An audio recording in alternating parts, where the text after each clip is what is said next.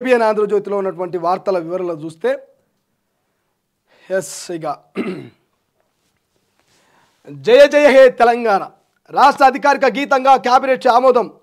ప్రజల ఆకాంక్షలు ప్రతిబింబించేలా తెలంగాణ తల్లి రాష్ట్ర చిహ్నంలో మార్పులు. 500కే సిలిండరు, ఉచిత విద్యుత్కి ఓకే, వాహన రిజిస్ట్రేషన్లో టీఎస్ బదులు టీజీ, కులగణనకు అంగీకారం. ఇక ఏఈఓల భర్తీ, హైకోర్టుకు 100 ఎకరాల కేటాయింపు. 8 నుంచి బడ్జెట్ సమావేశాలు. గ్రూప్ 1కి మరో 160 పోస్టుల కల్పడంపై చర్చ. గ్రూప్ 3 పోస్టుల భర్తీ. మెగా డిఎస్ నిర్వహణపై మంత్రివర్గంలో ప్రస్తావన.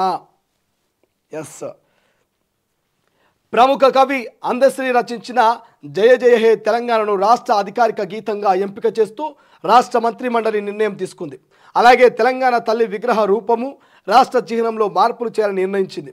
ఆదివారం సచివాలయంలో ముఖ్యమంత్రి రేవంత్ రెడ్డి అధ్యక్షతన మంత్రిమండలి సమావేశమైంది. రాత్రి 9 గంటల వరకు సుమారు 5 గంటల పాటు సుదీర్ఘంగా సాగిన ఈ సమావేశంలో 500కే సిలిండరు, 200 యూనిట్ల ఉచిత విద్యుత్తు సంబంధించినటువంటి పథకాల అమలుకు ఆమోదం తెలపడంతో పాటు పలు కీలక నిర్ణయాలు తీసుకుంది. 8 నుంచి శాసనసభ బడ్జెట్ సమావేశాల నిర్వహణకు, ఇక గవర్నర్ ప్రసంగానికి ఆమోదం తెలిపింది. వాహనాల రిజిస్ట్రేషన్ నెంబర్లలో తెలంగాణ రాష్ట్రాన్ని సూచించే టీఎస్ను అక్షరాలను టీజీగా మార్చేందుకు కేబినెట్ ఓకే చెప్పింది.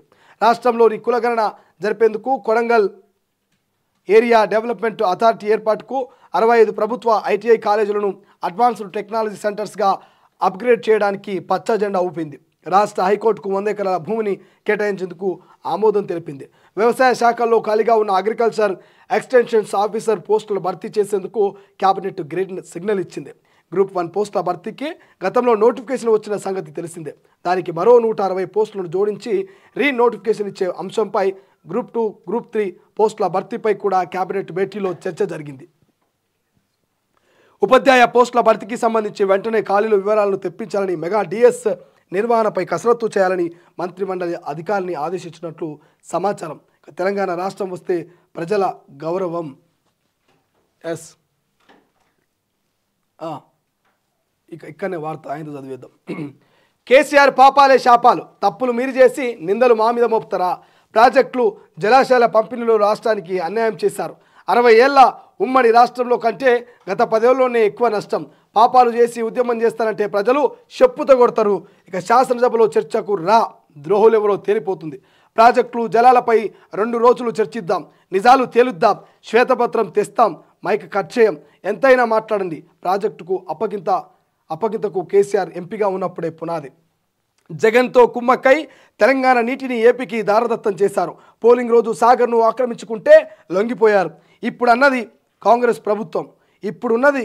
ప్రభుత్వం. జగన్ను ఇప్పుడు రమ్మను, వాటాలు తేలే వరకు ప్రాజెక్టుని అప్పగించబోం. సీఎం రేవంత్ ప్రాజెక్టుపై కేసీఆర్ నిర్ణయాలను మారుస్తున్నారు. ఉత్తమ్. మాజీ సీఎం కేసీఆర్ 10 ఏళ్లలో చేసిన పాపాలే రాష్ట్రానికి శాపాలుగా మారని సీఎం రేవంత్ రెడ్డి అన్నారు.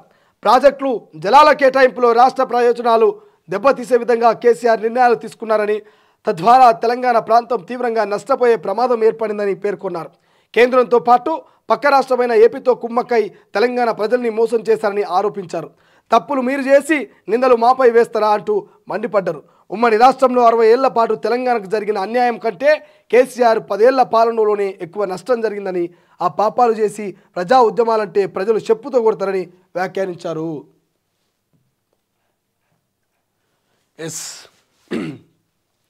ఈ యొక్క ఏబిఎన్ ఆంధ్రజ్యోతిలో రాసినటువంటి ఈ వార్త మొత్తం పూర్తి వివరణ ఒకసారి చేసుకునే ప్రయత్నం చేస్తే, ఈ వార్త యొక్క పూర్తి వివరణ చూస్తే మనము నిన్న ఇక మంత్రివర్గ సమావేశంలో అనేక అంశాల మీద చర్చించారు.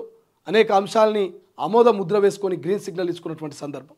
సో అందులో ప్రధానంగా మనం చెప్పుకోవాల్సింది ఇక అందశ్రీ కలం నుంచి జాలువారిన అద్భుత గీతం జయ జయ హే తెలంగాణ. ఆ యొక్క గీతాన్ని రాష్ట్ర అధికారిక గీతంగా కేబినెట్ ఆమోద ముద్ర వేసింది. గత 10 ఏళ్ల పాటు అధికారంలో ఉన్నటువంటి మాజీ ముఖ్యమంత్రి కేసీఆర్కు ఏనాడు అధికారికంగా మన రాష్ట్రానికి సంబంధించి ఒక గీతం ఉండాలి అనేటువంటి ఆలోచన చేయలేకపోయాడు.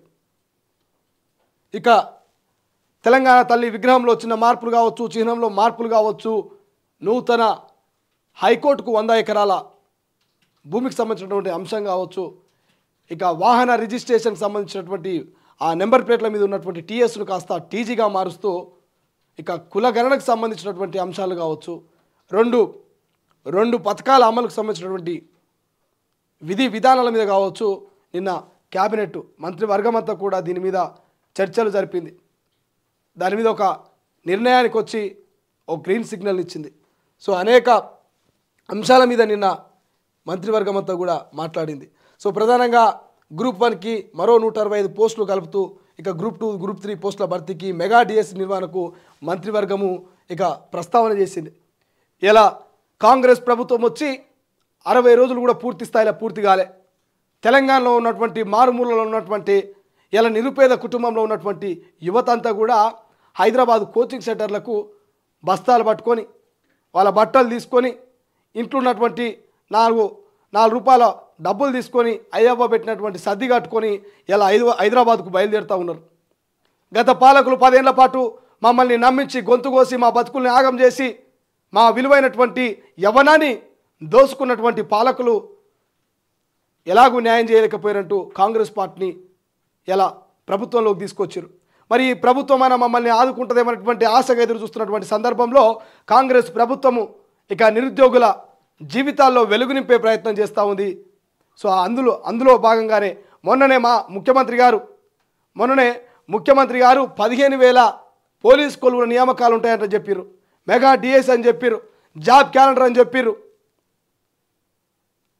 జాబ్ క్యాలెండర్తో పాటు 2 లక్షల ఉద్యోగాలు ఏడాదికి మేము భర్తీ చేస్తామని చెప్పారు. ఈ భరోసాతోటి ఇప్పటికే పల్లెల్లో ఉన్నటువంటి నిరుద్యోగులంతా కూడా ఇక పట్నంకి చేరుతూ ఉన్నారు, కోచింగ్ సెంటర్లకు పోతూ ఉన్నారు. 24 గంటల్లో కనీసం 16 గంటలు వాళ్ళ సమయం మొత్తం కూడా వాళ్ళ ఉద్యోగానికి వాళ్ళ కళ సహకారం చేసుకోనికే ఇలా సమయాన్ని కేటాయిస్తున్నటువంటి పరిస్థితి. సో కొంచెం మార్పు మొదలైనట్టు అనిపిస్తుంది. చూడాలి మరి ఈ నిరుద్యోగుల బ్రతుకుల్లో ఈ ప్రభుత్వం అన్న వెలుగులు నింపుతుందా లేక గత ప్రభుత్వం లెక్క ఆగం చేసిపోతుందా అనేది ఓ ఏడాది చూస్తే కానీ మనకు ఒక అంచనా రాని పరిస్థితి. కానీ ఏదేమైనా కూడా అనేక మంచి నిర్ణయాలు తీసుకున్నది. ఈ నిర్ణయాలు చూద్దాం. మరి ఇది ఒకటి చదవనట్టున్నాం. ఇక ప్రత్యేక రాష్ట్ర సాకారమై 10 ఏళ్ళు ఇప్పటి వరకు రాష్ట్ర గీతం లేని తెలంగాణకు ముఖ్యమంత్రి రేవంత్ రెడ్డి నేతృత్వంలోని రాష్ట్ర ప్రభుత్వం అధికారిక గీతాన్ని ఖరారు చేసింది. జయ జయ హే తెలంగాణను రాష్ట్ర గీతంగా ఆమోదించింది. మరికొన్ని సంచలన నిర్ణయాలు తీసుకుంది. హామీలు అమలు, పోస్టుల భర్తీపైన అడుగులు ముందుకు వేసిందంటూ ఈ వార్త పూర్తి సారాంశం మనకు కనబడతా ఉంది. సో అనేక ఉద్యోగాల భర్తీకి సంబంధించి కూడా ఈ యొక్క మంత్రివర్గ సమావేశంలో మాట్లాడారు. ఇక ఒక్కసారికి ఈ పక్కకు వస్తే ఈ ఎడమ పక్కకు జూమ్ చేసుకోవాలి అజయ్. ఇక చూడు, కేసీఆర్ పాపాలే ఇలా శాపాలైనవి. వాస్తవమే. ఎంకటికి ముసలోళ్ళు అంటుర్రి, ఊళ్ళో ఉన్న అవ్వనో లేకపోతే తాతనో అంటుండే, అరే ఎంకటికి మీ తాత ఏం పాపం చేసిండో మీ ముత్తాత, ఆ పాపాలని మనకు శాపాలు అవుతున్నాయిరా. ఎంకటికి మన కులపోడు ఏ పాపం చేసిండ్రురా, మన కులం కాడికి మొత్తం ఆగమాగం అవుతున్నాం రా, మనం ఒక్కడు కూడా మీదికి లేస్తలే అన్నటువంటి పరిస్థితులు విన్నాం. ఇలా అట్లా అయింది. గత పాలకులు చేసిన పాపాలకు ఇలా తెలంగాణ ప్రజల మెడకు ఉరితాడై చుట్టుకున్నటువంటి పరిస్థితి. 7 లక్షల వేల కోట్ల రూపాయల అప్పులు కావచ్చు, ఇక గిట్లా వాటాలు లోపల ముట్టజెప్పుడు కావచ్చు, తప్పులు మీరు చేసి నిందలు మా మీద మోపుతారు అంటుంది రాష్ట్ర ప్రభుత్వం. వాస్తవమే.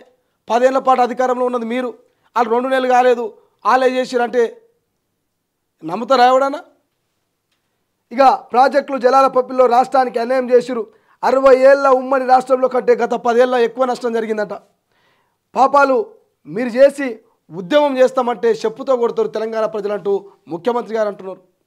ఇది బరాబర్ వాస్తవమే. మొన్నటిదాకా అనేక అబద్ధాలు చెప్పి అసత్యపు హామీలు ఇచ్చి తెలంగాణ ప్రజల్ని ఆగం చేసి ఇలా శుద్ధపూస లెక్క నీతులు చెప్తే నమ్ముతారా?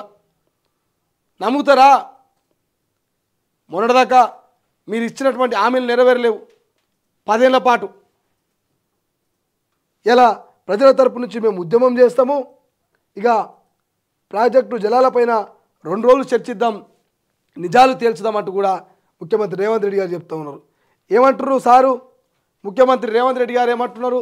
మాజీ ముఖ్యమంత్రి గారు కేసీఆర్ గారు 2 రోజులు చర్చిద్దాం, మీరు అసెంబ్లీకి రండి, మీకు మైకు కట్ చేయకుండా ఇస్తా, ఇష్టం వచ్చినట్టు మాట్లాడుర్రి, అవసరమైతే శ్వేతపత్రాలని విడుదల చేస్తాం. ఇక మీరు ఎంపీగా ఉన్నప్పుడే పునాది పడ్డదని కూడా అన్నాడు సారు. ఇక చూడు ఇక్కడ ప్రాజెక్టుల అప్పగితకు కేసీఆర్ సార్ ఎంపీగా ఉన్నప్పుడే పునాది పడ్డది. మీరు చేసినటువంటి దారదత్తం పనులే గీడిదాకా వచ్చినాయి. మేము ఇంకా ఒప్పుకోలే, వాటాలు తేలిందాకా మేము ఒప్పుకునేది లేదని స్పష్టం చేస్తూ ఉంటే ప్రజల దృష్టిని మళ్లించనికే, మమ్మల్ని బదలాం చేయనికే, మమ్మల్ని ఆగం చేయనికే ఇలా అసత్యపు ప్రచారాలు చేస్తే ప్రజలు నమ్మరు. మీరు ప్రజల తరపున ఉద్యమం చేస్తామంటే ప్రజలే మిమ్మల్ని చెప్పు తీసుకొని కొడతారంటూ రేవంత్ రెడ్డి గారు చెప్తా ఉన్నారు. సో చూద్దాం మరి రేపు బడ్జెట్ సమావేశాలలో ఇరు